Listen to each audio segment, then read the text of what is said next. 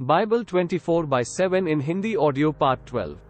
Tamar सदा ऐसे वस्त्र पहनती थी जिससे मालूम हो कि वह विधवा है, इसलिए उसने कुछ अन्य वस्त्र पहने और मुंह को पर्दे में ढक लिया। तब वह तिम्नाथ नगर के पास एनएम को जाने वाली सड़क के किनारे बैठ गई। तामार जानती थी कि यहूदा का छोटा पुत्र शेला अब बड़ा हो गया है, लेकिन यहूदा उससे उसके विवाह की कोई योजना नहीं बना रहा था। यहूदा ने उसी सड़क से यात्रा की। उसने उसे देखा, किंतु सोचा कि वह वेश्या है। उसका मुख वेश्या की तरह ढका हुआ था, इसलिए यहूदा उसके पास गया और बोला, मुझे अपने साथ शारीरिक संबंध करने दो। यहूदा नहीं जानता था कि वह उसकी पुत्र वधू तामार है। तामार बोली, तुम मुझे कितना दोगे? यहूदा ने उत्तर दिया, मैं अपनी रेवर से तुम्हें एक नई बकरी भेजूंगा।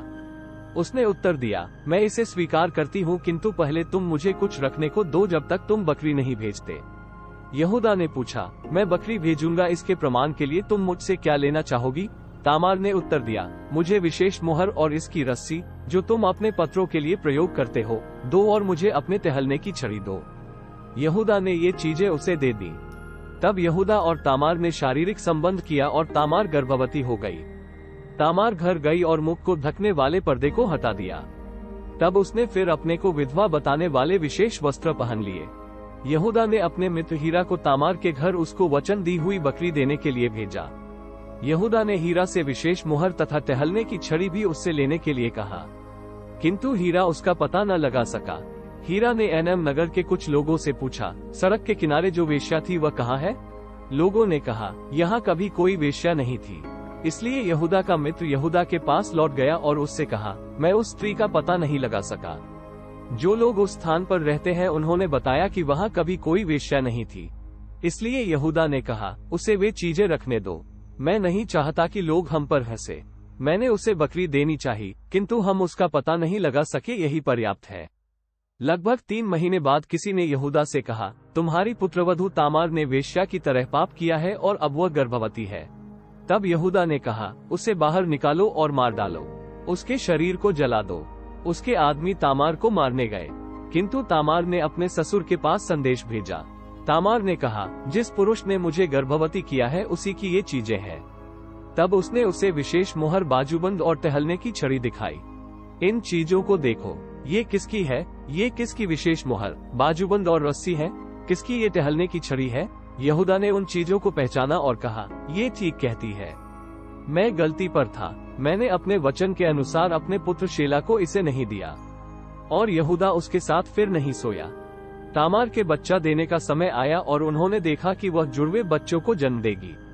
जिस समय वह जन्म दे रही थी, एक बच्चे ने बाहर हाथ निकाला। धाय ने हाथ पर लाल धागा बांधा और कहा, ये बच्चा पहले पैदा हुआ।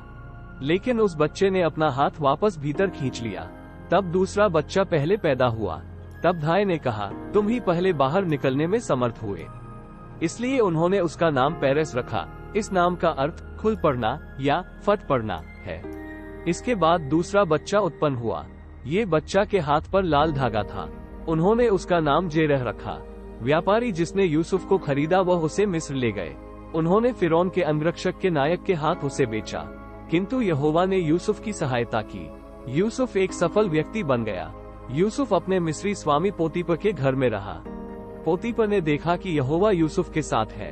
पोतीपर ने ये भी देखा कि यहोवा जो कुछ यूसुफ करता है उसमें उसे सफल बनाने में सहायक है। इसलिए पोतीपर यूसुफ को पाकर बहुत प्रसन्न था। पोतीपर ने उसे अपने लिए काम करने तथा घर के प्रबंध में सहायता करने में लगाया। पोतीपर की अपनी हर एक चीज का यूसुफ अधिकारी था। तब यूसुफ घर का अधिकारी बना दिया गया। तब यहोवा ने उस घर और पोतीपर की हर एक चीज को आशीर्वाद दिया। यहोवा ने ये यूसुफ के कारण किया और यहोवा ने पोतीपर के खेतों में उगने वाली हर चीज को आशीर्वाद दिया। इसलिए पोतीपर ने घर की हर चीज की जिम्मेदारी यूसुफ को दी। पोतीपर किसी चीज की चिंता नहीं करता था, वह जो भोजन करता था एकमात्र उसकी उसे चिंता थी। यूसुफ बहुत सुंदर और सुरूप था। कुछ समय बाद यूसुफ के मालिक की पत्नी यूसुफ से प्रेम करने लगी। एक दिन उसने कहा, मेरे साथ सो, किंतु यूसुफ ने मना कर दिया। उसने कहा, मेरा मालिक घर की अपनी हर चीज के लिए मुझ पर विश्वास करता है। उसने यहाँ की हर एक चीज की जिम्मेदारी मुझे दी है। मेरे मालिक ने अपने घर में मुझे लगभग अपने बराबर मान दिया है, किंतु मुझे उसकी पत्नी के साथ नहीं सोना चाहिए। यह अनुचित है, ये परमेश्वर के विरुद्ध पाप है। वह स्त्री हर दिन यूसुफ से बात करती थी, किंतु यूसुफ ने उसके साथ सोने से मना कर दिया। एक दिन यूसुफ अपना काम करने घर में गया। उस समय वह घर में अकेला व्यक्ति था। उसके मालिक की पत्नी ने उसका अंगरखा पकड़ा लिया और उससे कहा, आओ और मेरे साथ सो। किंतु यूसुफ घर से बाहर भाग गया और उसने अपना अंगरखा उसके हाथ में छोड़ दिया। स्त्री ने देखा कि यूसुफ ने अपना अंगरखा उसके हाथों में छोड़ दिया है और उसने जो कुछ हुआ उसके बारे में झूठ बोलने में निश्चय किया। वह बाहर दौड़ी और उसने बाहर के लोगों को पुकारा। उसने कहा, देखो, ये हिब्रू दास हम लोगों का उपहास करने यहाँ आया था। वह अंदर आया और मेरे साथ सोने की कोशिश की, किंतु मैं जोर से चिल्ला पड़ी। मेरी चिल्लाहट ने उसे डरा दिया और वह भाग गया, किंतु वह अपना अंगरखा मेरे पास छोड़ गया। इसलिए उसने यूसुफ के मालिक अपने पति के घर लौटने के समय तक उसके अंगरखे को अपने पास रखा और उसने अपने पति को वही कहानी सुनाई। उसने कहा, जिस हिब्रू दास को तुम यहाँ लाए उसने मुझ पर हमला करने का प्रयास किया, किंतु जब वह मेरे पास आया तो मैं चिल्लाई। वह भाग गया, किंतु अपना अंगरखा छोड़ गया। यूसुफ के मालिक ने जो उसकी पत्नी ने कहा उसे सुना और वह बहुत क्रोधित हुआ। वहाँ एक कारागार था जिसमें राजा के शत्रु रखे जाते थे, इसलिए पोतीफर ने यूसुफ को उसी बंदी खाने में डाल दिया और यूसुफ वहाँ पड़ा रहा। किंतु यहोवा यूसुफ के साथ था। यहोवा उस पर कृपा करता रहा। कुछ समय बाद कारागार के रक्षकों का मुखिया यूसुफ से स्नेह करने लगा। रक्षकों के मुखिया ने सभी कैदियों का अधिकारी यूसुफ को बनाया। यूसुफ उनका मुखिया था, किंतु काम वही करता था जो वे करते थे। रक्षकों का अधिकारी कारागार को सभी चीजों के लिए यूसुफ पर विश्वास करता था। यह इसलिए हुआ कि यहोवा यूसुफ के साथ था।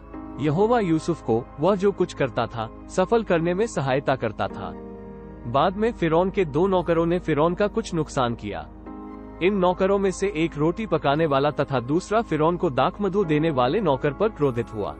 इसलिए फिरौन ने उसी कारागार में उन्हें भेजा जिसमें यूसुफ था। फिरौन के अंगरक्षकों का नायक पोतीफर उस कारागार का अधिकारी था। नायक ने दोनों कैदियों को यूसुफ की देखरेख में रखा। दोनों कुछ समय तक कारागार में रहे। एक रात दोनों कैदियों ने एक सपना देखा। दोनों कैदी मिस्र के राजा के रोटी पकाने वाले तथा दाखमधु देने वाले नौकर थे। हर एक कैदी के अपने अपने सपने थे और हर एक सपने का अपना अलग अलग अर्थ था। यूसुफ अगली सुबह उनके पास गया। यूसुफ ने देखा कि दोनों व्यक्ति परेशान थे। यूसुफ ने पूछा, आज तुम लोग इतने परेशान क्यों दिखाई पड़ते हो? दोनों व्यक्तियों ने उत्तर दिया, पिछली रात हम लोगों ने सपना देखा, किंतु हम लोग नहीं समझते कि सपने का क्या अर्थ है। कोई व्यक्ति ऐसा नहीं है जो सपनों की व्याख्या करे या हम लोगों को स्पष्ट बताए। यूसुफ ने उनसे कहा, केवल परमेश्वर ही ऐसा है जो सपने को समझता और उसकी व्याख्या करता है। इसलिए मैं निवेदन करता हूँ कि अपने सपने मुझे बताओ। इसलिए दाखमधु देने वाले नौकर ने यूसुफ को अपना सपना बताया। नौकर ने कहा, मैंने सपने में अंगूर की बेल देखी। उस अंगूर की बेल की 3 शाखाएं थी। मैंने शाखाओं में फूल आते और उन्हें अंगूर बनते देखा। मैं फिरौन का प्याला लिए था, इसलिए मैंने अंगूरों को लिया और प्याले में रस निचोड़ा। तब मैंने प्याला फिरौन को दिया। तब यूसुफ ने कहा, मैं तुमको सपने की व्याख्या समझाऊंगा। 3 शाखाओं का अर्थ 3 दिन है। 3 दिन बीतने के पहले फिरौन तुमको क्षमा करेगा और तुम्हें तुम्हारे काम पर लौटने देगा। तुम फिरौन के लिए वही काम करोगे जो पहले करते थे, किंतु जब तुम स्वतंत्र हो जाओगे तो मुझे याद रखना, मेरी सहायता करना, फिरौन से मेरे बारे में कहना जिससे मैं इस कारागार से बाहर हो सकूं। मुझे अपने घर से लाया गया था जो मेरे अपने लोगों हिब्रुओं का देश है। मैंने कोई अपराध नहीं किया है, इसलिए मुझे कारागार में नहीं होना चाहिए। रोटी बनाने वाले ने देखा कि दूसरे नौकर का सपना अच्छा था, इसलिए रोटी बनाने वाले ने यूसुफ से कहा, मैंने भी सपना देखा। मैंने देखा कि मेरे सिर पर 3 रोटियों की टोकरियां हैं। सबसे ऊपर की टोकरी में हर प्रकार के पके भोजन थे। ये भोजन राजा के लिए था, किंतु इस भोजन को चिड़िया खा रही थी। यूसुफ ने उत्तर दिया, मैं तुम्हें बताऊंगा कि सपने का क्या अर्थ है। 3 टोकरियों का अर्थ 3 दिन है। 3 दिन बीतने के पहले राजा तुमको इस जेल से बाहर निकालेगा। तब राजा तुम्हारा सिर काट डालेगा। वह तुम्हारे शरीर को एक खंभे पर लटकाएगा और चिड़िया तुम्हारे शरीर को खाएंगी। 3 दिन बाद फिरौन का जन्मदिन था। फिरौन ने अपने सभी नौकरों को दावत दी। दावत के समय फिरौन ने दाखमधु देने वाले तथा रोटी पकाने वाले नौकरों को कारागार से बाहर आने दिया। फिरौन ने दाखमधु देने वाले नौकर को स्वतंत्र कर दिया। फिरौन ने उसे नौकरी पर लौटा लिया और दाखमधु देने वाले नौकर ने फिरौन के हाथ में एक दाखमधु का प्याला दिया। लेकिन फिरौन ने रोटी बनाने वाले को मार डाला। सभी बातें जैसे यूसुफ ने होनी बताई थी वैसे ही हुई, किंतु दाखमधु देने वाले नौकर को यूसुफ की सहायता करना याद नहीं रहा। उसने यूसुफ के बारे में फिरौन से कुछ नहीं कहा। दाखमधु देने वाला नौकर यूसुफ के बारे में भूल गया। 2 वर्ष बाद फिरौन ने सपना देखा। फिरौन ने सपने में देखा कि वह नील नदी के किनारे खड़ा है। तब फिरौन ने सपने में नदी से 7 गायों को बाहर आते देखा। गाय मोटी और सुंदर थी। गाय वहां खड़ी थी और घास चर रही थी। तब 7 अन्य गाय नदी से बाहर आए और नदी के किनारे मोटी गायों के पास खड़ी हो गईं। किंतु ये गाय दुबली और भद्दी थी। ये 7 दुबली गाय सुंदर मोटी 7 गायों को खा गईं। तब फिरौन जाग उठा। फिरौन फिर सोया और दूसरी बार सपना देखा। उसने सपने में अनाज की 7 बालें एक अनाज के पीछे उगी हुई देखी। अनाज की बालें मोटी और अच्छी थीं। तब उसने उसी अनाज के पीछे 7 अन्य बालें उगी देखी। अनाज की ये बालें पतली और गर्म हवा से नष्ट हो गई थी। तब 7 पतली बालों ने 7 मोटी और अच्छी बालों को खा लिया। फिरौन फिर जाग उठा और उसने समझा कि ये केवल सपना ही है। अगली सुबह फिरौन इन सपनों के बारे में परेशान था, इसलिए उसने मिस्र के सभी जादूगरों को और सभी गुणी लोगों को बुलाया। फिरौन ने उनको सपना बताया, किंतु उन लोगों में से कोई भी सपने को स्पष्ट या उसकी व्याख्या न कर सका। तब दाखमधु देने वाले नौकर को यूसुफ याद आ गया। नौकर ने फिरौन से कहा, मेरे साथ जो कुछ घटा वह मुझे याद आ रहा है। आप मुझ पर और एक दूसरे नौकर पर क्रोधित थे और आपने हम दोनों को कारागार में डाल दिया था। कारागार में एक ही रात हम दोनों ने सपने देखे। हर सपना अलग अर्थ रखता था। एक हिब्रू युवक हम लोगों के साथ कारागार में था। वह अंगरक्षकों के नायक का नौकर था। हम लोगों ने अपने सपने उसको बताए और उसने सपने की व्याख्या हम लोगों को समझाए। उसने हर सपने का अर्थ हम लोगों को बताया। जो अर्थ उसने बताए वे ठीक निकले। उसने बताया कि मैं स्वतंत्र होऊंगा और अपनी पुरानी नौकरी फिर पाऊंगा, और यही हुआ। उसने कहा कि रोटी पकाने वाला मरेगा, और वही हुआ। इसलिए फिरौन ने यूसुफ को कारागार से बुलाया। रक्षक जल्दी से यूसुफ को कारागार से बाहर लाए। यूसुफ ने बाल कटाए और साफ कपड़े पहने। तब वह गया और फिरौन के सामने खड़ा हुआ। तब फिरौन ने यूसुफ से कहा, मैंने एक सपना देखा है, किंतु कोई ऐसा नहीं है जो सपने की व्याख्या मुझको समझा सके। मैंने सुना है कि जब कोई सपने के बारे में तुमसे कहता है तब तुम सपनों की व्याख्या और उन्हें स्पष्ट कर सकते हो। यूसुफ ने उत्तर दिया, मेरी अपनी बुद्धि नहीं है कि मैं सपनों को समझ सकूं, केवल परमेश्वर ही है जो ऐसी शक्ति रखता है, और फिरौन के लिए परमेश्वर ही ये करेगा। तब फिरौन ने कहा, अपने सपने में मैं नील नदी के किनारे खड़ा था। मैंने 7 गायों को नदी से बाहर आते देखा और घास चरते देखा। ये गाय मोटी और सुंदर थी। तब मैंने अन्य 7 गायों को नदी से बाहर आते देखा। वे गाय पतली और भद्दी थी।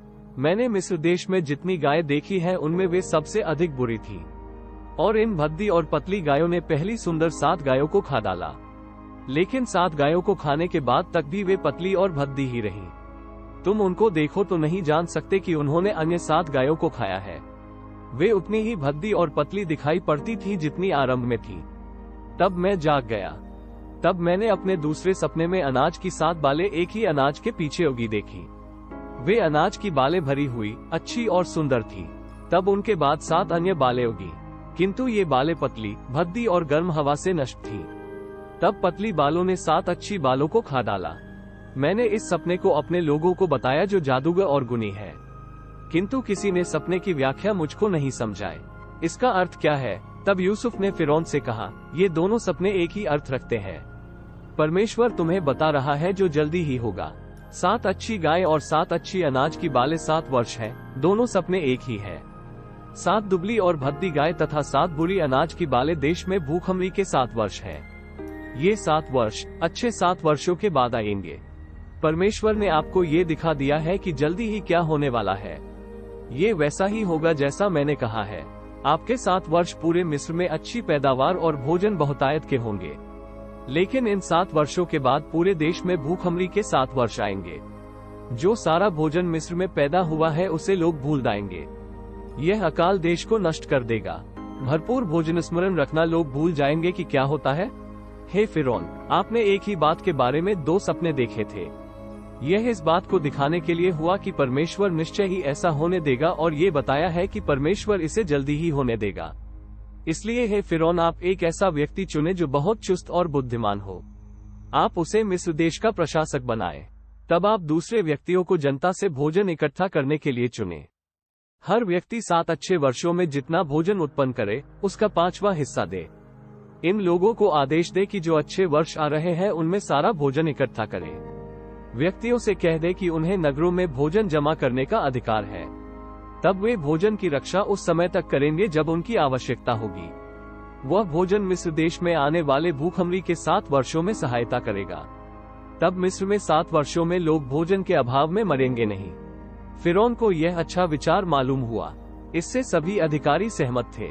फिरौन ने अपने अधिकारियों से पूछा, क्या तुम लोगों में से कोई इस काम को करने के लिए यूसुफ से अच्छा व्यक्ति ढूंढ सकता है? परमेश्वर की आत्मा ने इस व्यक्ति को सचमुच बुद्धिमान बना दिया है। फिरौन ने यूसुफ से कहा, परमेश्वर ने ये सभी चीजें तुमको दिखाई है, इसलिए तुम ही सर्वाधिक बुद्धिमान हो।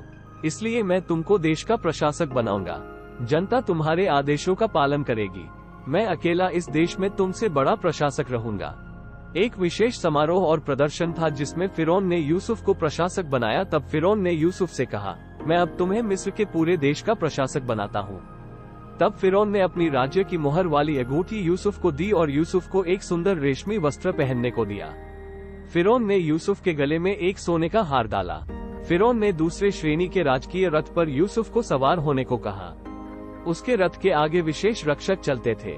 वे लोगों से कहते थे, हे लोगों, यूसुफ को झुककर प्रणाम करो। इस तरह यूसुफ पूरे मिस्र का प्रशासक बना। फिरौन ने उससे कहा, मैं सम्राट फिरौन हूँ, इसलिए मैं जो करना चाहूंगा करूंगा, किंतु मिस्र में कोई अन्य व्यक्ति हाथ पैर नहीं हिला सकता है जब तक तुम उसे न कहो। फिरौन ने उसे दूसरा नाम सापन तपानेह दिया। फिरौन ने आसनत नाम की एक स्त्री, जो ओन के याजक पोतीपेरा की पुत्री थी, यूसुफ को पत्नी के रूप में दी। इस प्रकार यूसुफ पूरे मिस्र देश का प्रशासक हो गया। Thanks for watching. For next part please like and subscribe our channel and hit the bell icon.